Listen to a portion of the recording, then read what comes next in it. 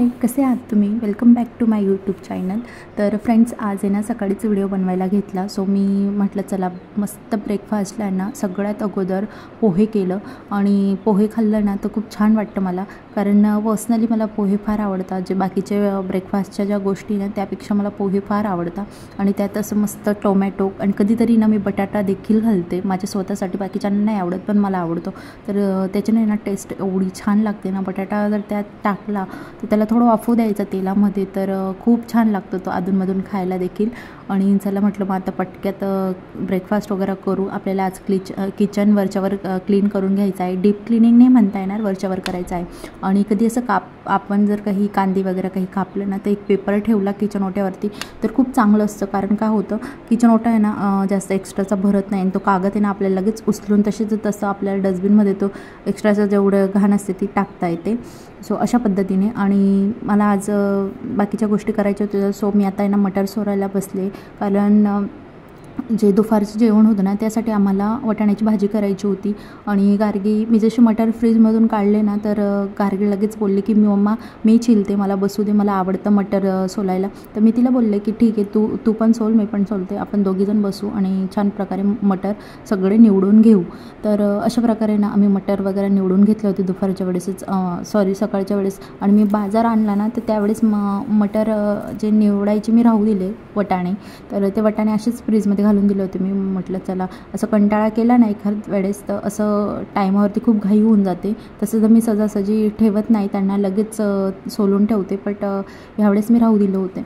आणि आता दुपारचे माझे जेवणं झालेलेच होते आणि मी आता यांना किचन क्लीन करायला घेते आहे. तर त्यासाठी ना मी एक लिक्विड तयार केलं. काही नाही, सोपं आहे की पाणी घेतलं एका पातेलीत आणि त्या पाण्यात आहे ना आपल्या खायचा जो सोडा असतो ना तो घालायचा आहे आपल्याला. आणि सोड्यामध्येच आपल्याला जे कोणतेही डिशवॉश असेल लिक्विड तुमचं तर ते तुम्ही घालू शकता.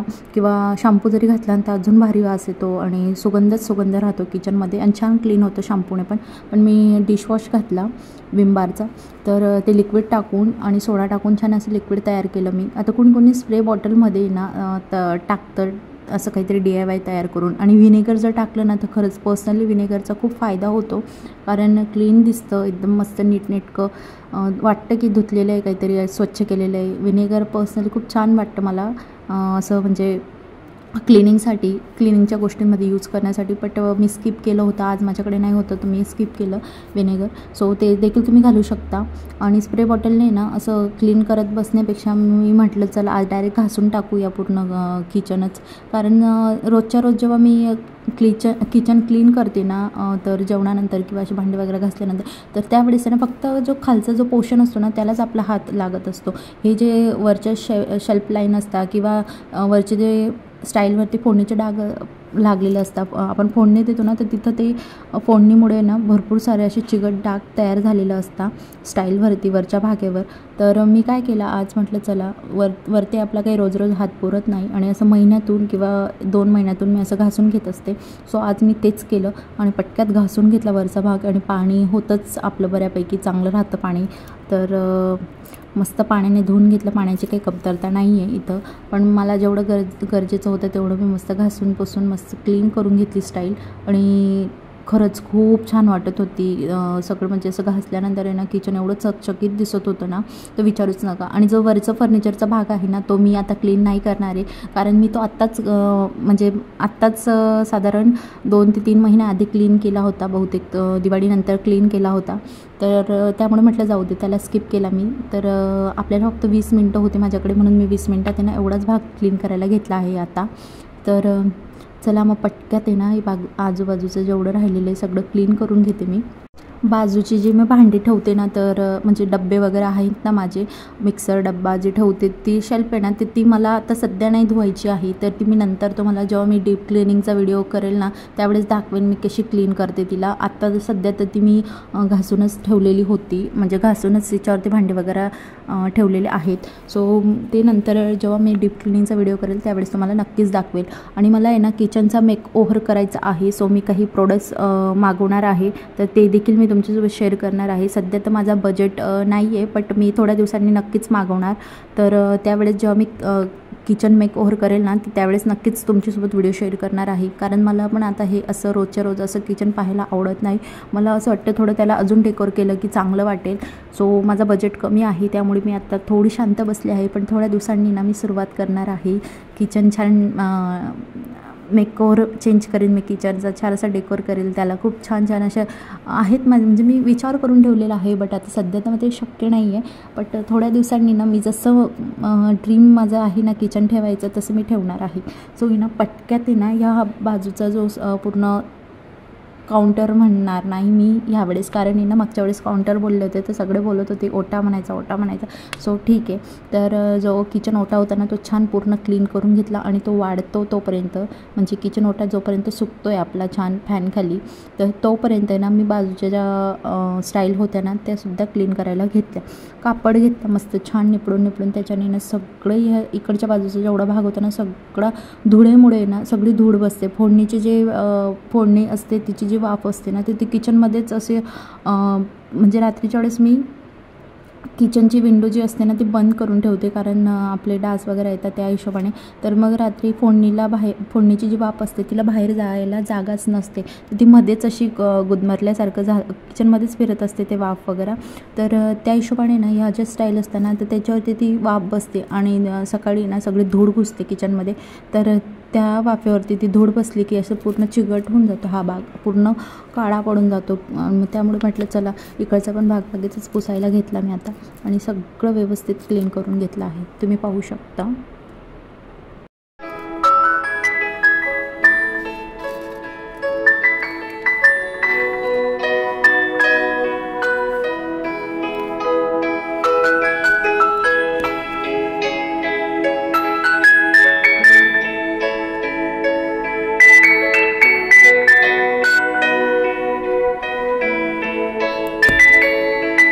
आधी ना बनवलेलं जे लिक्विड होतं ना त्याच्याने छान स्टाईल सगळी पुसली आणि नंतर आहे ना मस्त अजून जे स्वच्छ पाण्याने कापड छान स्वच्छ पाण्याने पिळून आणलं आणि त्याच्याने परत ती स्टाईल पुसली. म्हणजे याच्याने काय होतं, जे आपली सगळे चकचकात दिसते स्टाईल पाहू शकता तुम्ही किती सुंदर दिसत होती. आणि हे जे बाजूचा हे जे आहे ना तर इकडचं मी हा पोर्शन तुम्हाला दाखवत होते.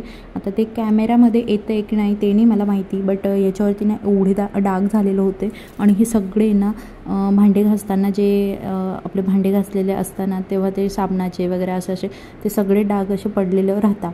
तर नकळत आता तुम्ही कितीही सांभाळलं ना तरी आजूबाजूला पाण्याचे शिंतडे उडतात आणि ते सगळे इथं बसलेले होते. आणि हे पाहू शकता तुम्ही, हे लहान मुलांचं पण असं असतं की ते बऱ्याचशा गोष्टी खातात आणि नकळत ते हात लावून देतात, तर ते तसेच डाग राहून जातात आणि ते खूप असे कडक म्हणू शकतो आपण की किंवा असे जमून जातात तर ते निघत नाही लवकर सहजासहजी. तर ते देखील आहे ना तुम्ही पाहू शकता. आता तुम्हाला दिसतंय की नाही कॅमेरामध्ये, पण मी दाखवायचा प्रयत्न करते आहे बऱ्यापैकी.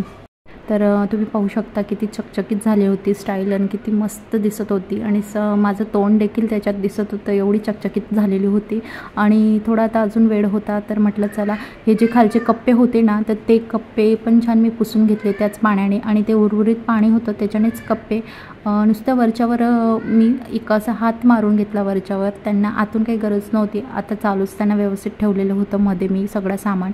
सो फक्त बाहेरचा जेवढा भाग खराब झालेला होता ना तो मी वरच्यावर पुसायचा प्रयत्न केला आहे.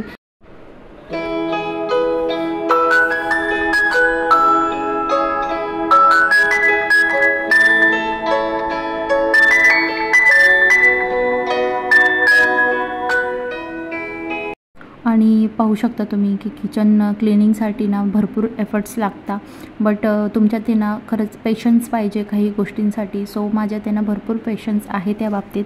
मी कधींचा विचार करून ठेवला मला किचन ना खरंच असं नीटनेटकं आणि एकदम असं छान सुंदर आणि असं एकदम छान आवडतं पाहायला. बट हे ना विषय कसा आहे की थोडं माझं ना बजेट आता कमी आहे, तो त्या हिशोबाने ना मी मेकओव्हर करत नाही आहे. सो मला ना आता मेकओव्हर केल्यानंतर तसं किचन पाहायला भरपूर आवडेल.